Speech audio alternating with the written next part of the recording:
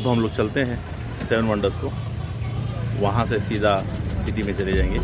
Will have some dinner then go back to the hotel. We have come to watch the 7 wonder park Ajmer. ये देखें,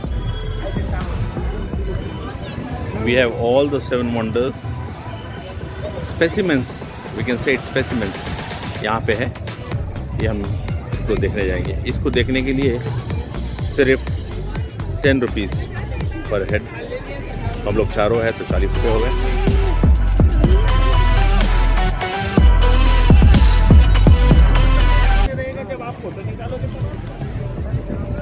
इसको कहते हैं Colosseum. ये Italy में है। This is in Italy right? Rome. ये देखिए, इसके गोल फिरेंगे हम।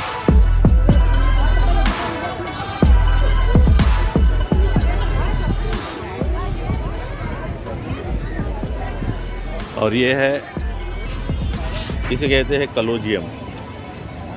Leaning tower of Pisa.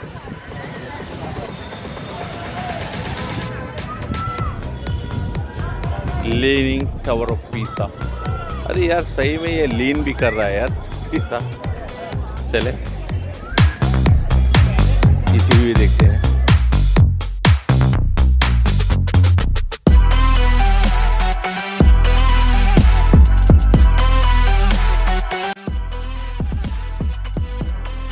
इसके बारे में थोड़ा जानेंगे। लीनिंग टावर ऑफ पीसा में पीसा की झुकी मीनार।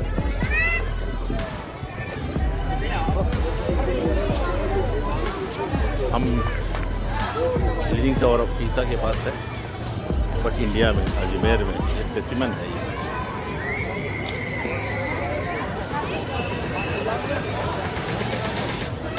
हम लोग इटली में नहीं है, अजमेर में।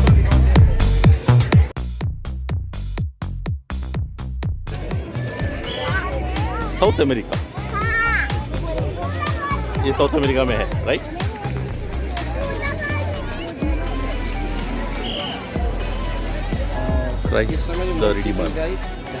मूल फ्रूट सब में बना हुआ है यहाँ पे, बड़ी अच्छा है। ये देखिए, बड़ी अच्छी बनाई है।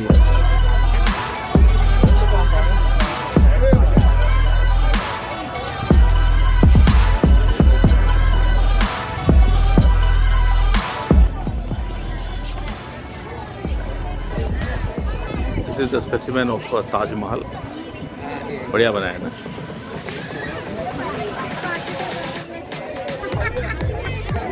और अब हम जा रहे हैं इजिप्ट के पिरामिड्स। अभी बताता हूँ। ये है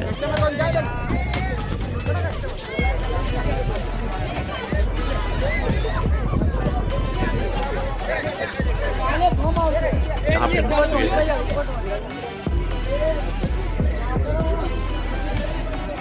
मिस विशाल पिरामिड।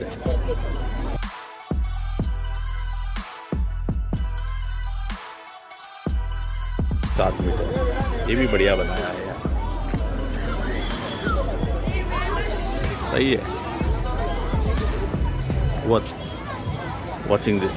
अब चलते हैं हम। क्या है भाई?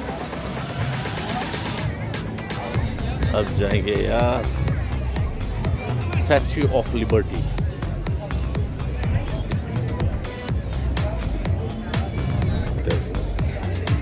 ये रहा, बढ़िया है। वर्थ है यार, पूरी चीज़ यहाँ पे बना के रखे हैं, मज़ा आ रहा है।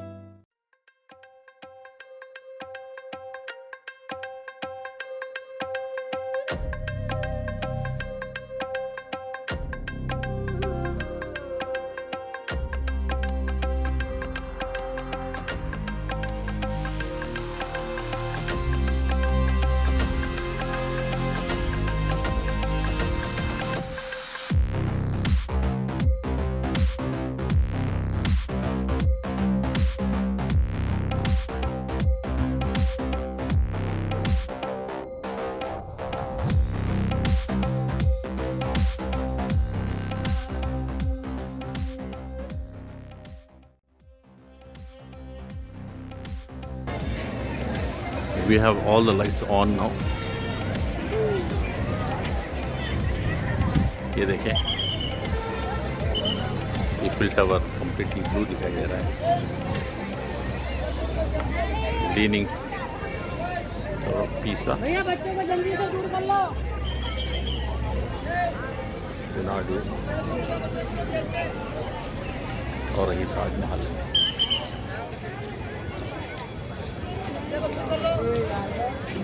Good morning friend. आज तीसरा दिन है अजमेर में. हम लोग अजमेर शरीफ दरगाह की तरफ ही जा रहे थे, तो थोड़ा सा शॉपिंग करने का इरादा है. वी आर वॉकिंग टुवर्ड्स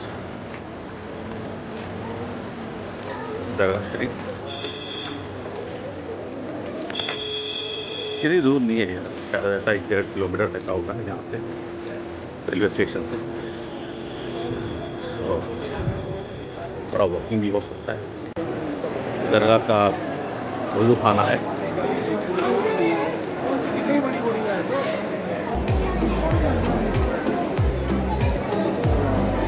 यहाँ पे वज़ू होती है, उसके बाद नमाज या ज़ियारत के बाद ये होती है. ये सामने का ये मेन दरवाज़ा है.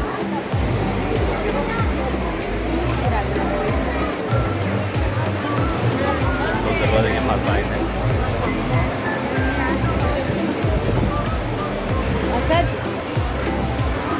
ये मेन दरवाज़ा है ख्वाजा गरीब नवाज बाबा का.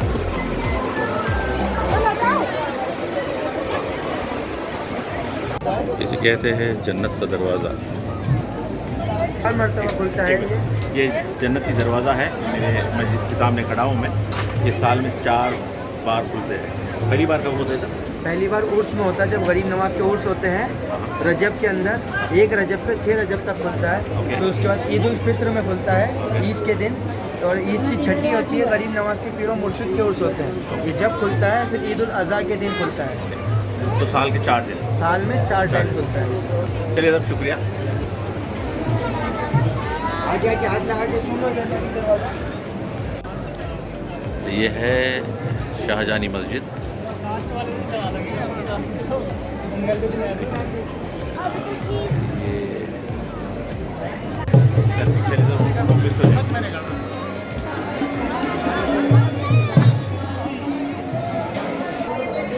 भाई आज हमारे साथ सादिक भाई हैं, तो हम इनके ही मुँह से इनके बारे में.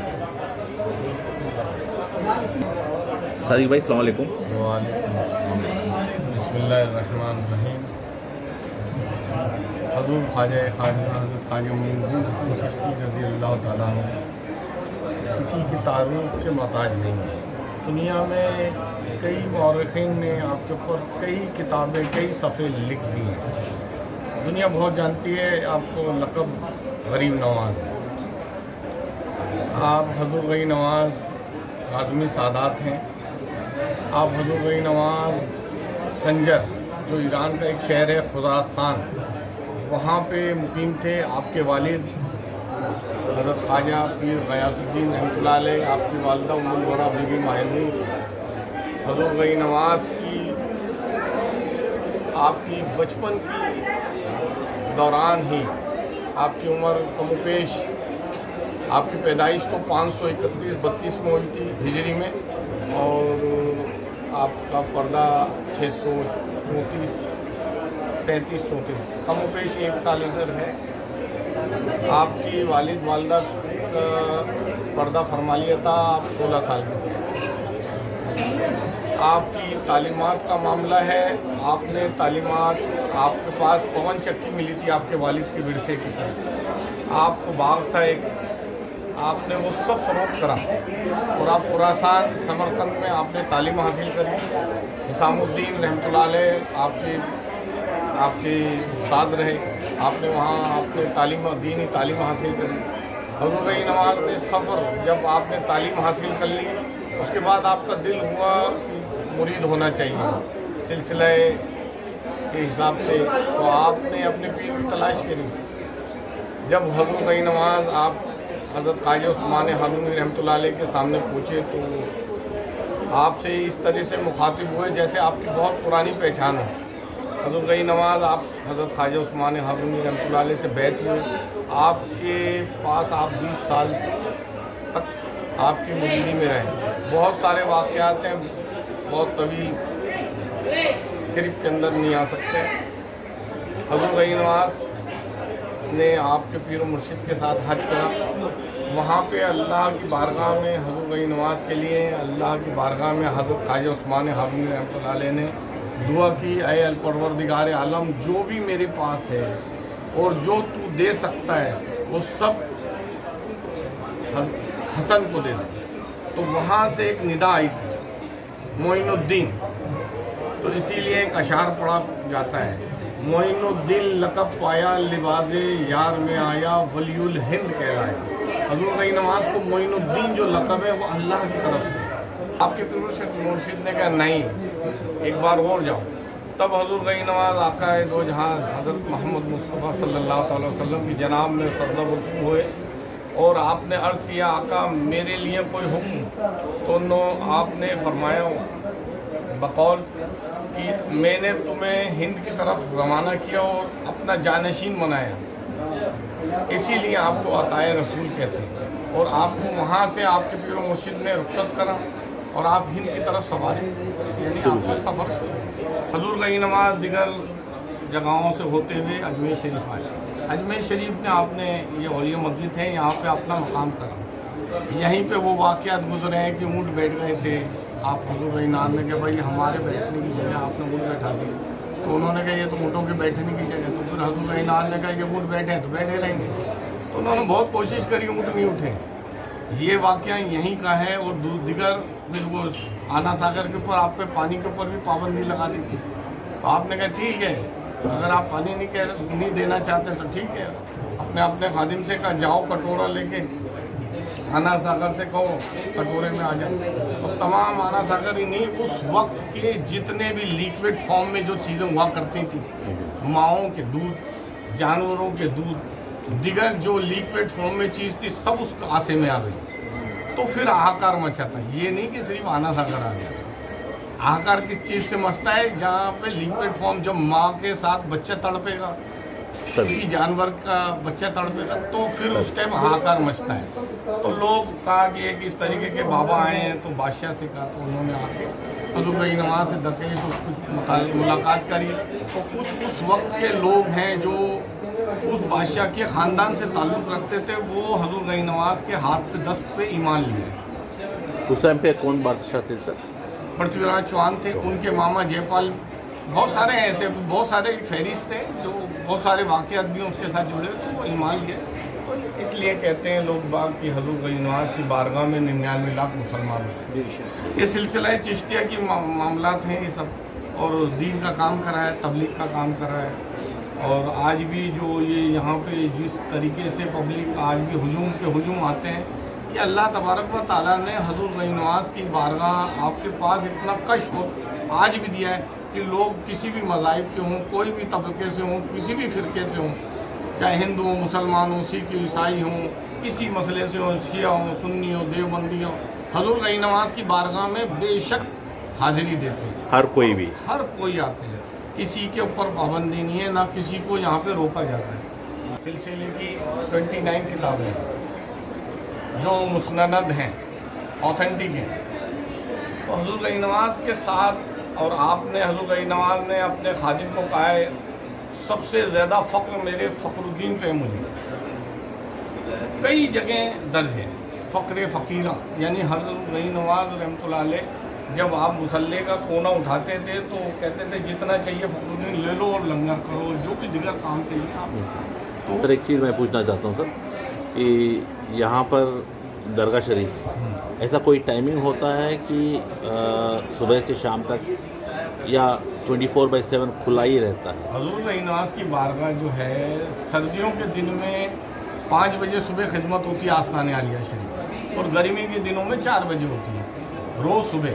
और रात को जो हमारे यहाँ मामूली आस्ताना है वो सर्दी और गर्मी के हिसाब से रात को 9:30 बजे होता है, गर्मियों में 10:30 बजे होता है। 1 घंटे का वक्फा हमेशा रहता है। और शाम को मगरिब से 20 मिनट कबल रोशनी होती है, जो जामाई दुआ होती है। खिदमत है दोपहर में 3 बजे होती है अमूमन, मगर जुमेरात को 2:30 बजे होती है। दीगर और भी मामलात हैं आस्तानी आलिया में, जो सब के सब एक का एक वक्त शेड्यूल बना हुआ है। कदीमी बना हुआ है। देखिए अभी शाम हो गई है तो दुकान पूरे खुले हैं। स्वीट्स हो, कपड़े का हो या जो कंगन हो, एवरीथिंग। अभी लोग भीड़ भी आप देख सकते हैं। भैया ये पान है, देखो पत्ते का साइज़, इसमें 2 आधा करके दिए हैं हमारे भाई साहब। क्या नाम है भाई आपका? लोकेश मोदी। लोकेश मोदी। ये पान का दुकान है, मैं ढूंढते आया हूँ मैं, बट चले कैसे हो।